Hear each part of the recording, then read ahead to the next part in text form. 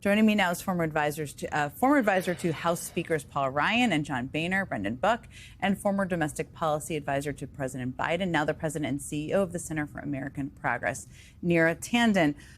My assumption, but you tell me, I have not been an advisor to Republicans or in Republican leadership, is that they're making the calculus that, and Brian Schatz sort of said this and others have said this, that either they go against Donald Trump and get primaried, or they go against for members who are in vulnerable districts, I should say, or they go against what the people in their district might want. Is that the calculation they're making?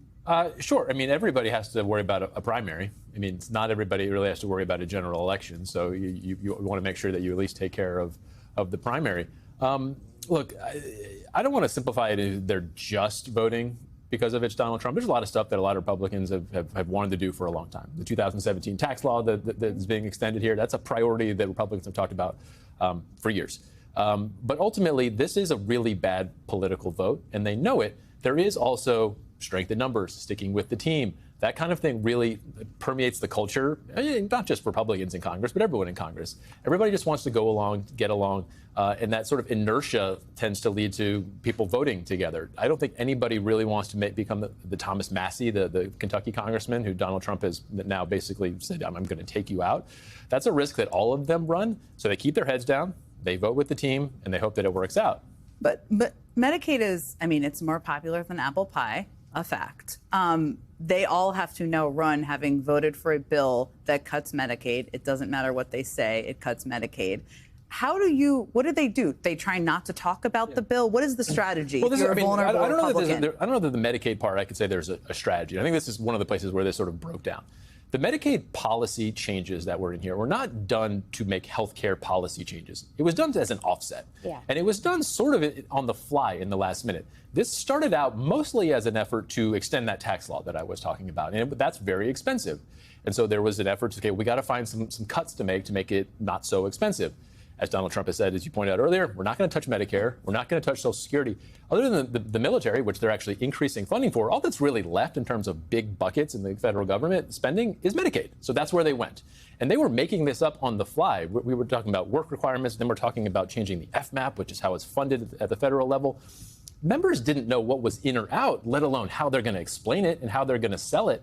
So now you have a lot of members who are basically, they're on the hook for explaining this policy that they had no part of writing, let alone understand and know how to talk about. Well, I mean, except that they have an ability to vote and read a bill, and the CBO score says that over 11 million people will lose Medicaid. So even though it's not the process, the intention... I could defend this a lot more if this was an effort, okay, we're going to go after healthcare policy. We're going to make policy changes that we think improve the healthcare system. That was never the context of what they were doing. This was purely an offset. Where can we find money to make this tax cut not cost so much? Yes. Okay, you're actually a healthcare expert, so we should really talk to you.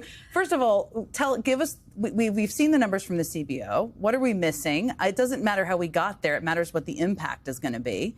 And what are Democrats going to do to make sure people know and understand what's happening here? Yeah, so I think it's really important to recognize that this is $1 trillion out of Medicaid, that it will impact, regardless of what people say. It's taking $1 trillion out of healthcare, which will drive up costs for everyone. It will take away healthcare from people, working class people who need health care. It will absolutely do that. But it will take away money from hospitals. Rural hospitals in particular are very vulnerable. A lot of people have talked about that. But we should just recognize when you take that much money out of the healthcare system, that it's going to raise the cost for everyone else. And that is the greatest irony of this legislation from my perspective, which is this legislation raises costs for healthcare. It raises costs for utilities. It raises costs for food. I mean, and just a little part of this is that by getting rid of SNAP, it's like benefits for food for really working class and struggling people. There are all kinds of rural groceries that could close. So they're just, the level of cuts to programs is so large. I mean, I just think that the fact is people are playing with really live bullets here, and they have no idea. The fact that we haven't had a robust discussion of health policy, and this is just like, hey, we need some extra money. Let's take it from these people who are really vulnerable without any sense of the impact. I mean, and again, it's not me. It's Josh Hawley saying that this is going to take health care from working class people. And most fundamentally, here's the issue to me. Tom Tillis was basically forced to make a choice between his constituents' health care and running for re-election because Trump basically said to him, you're with me or you're against me. And he made a choice to protect people's health care instead of run for re-election. That, to me, is the fundamental problem of the world we're in. Serve the public or serve Donald Trump. And the Republican Party today says you can only do one of those. You can't do both. You said, which is true, very honest, it is a tough political vote. It's immoral as well, but it's a tough political vote. It reminds me a little bit of 2018, but worse in the sense that Democrats ran who won back seats from Republican vulnerable members on health care, on protecting pre-existing conditions, and now it's like they're running against people who are taking health care away. What do they do about this in these districts? I sort of asked you about this a little bit, but I really want to better understand. Well, I mean, they're here.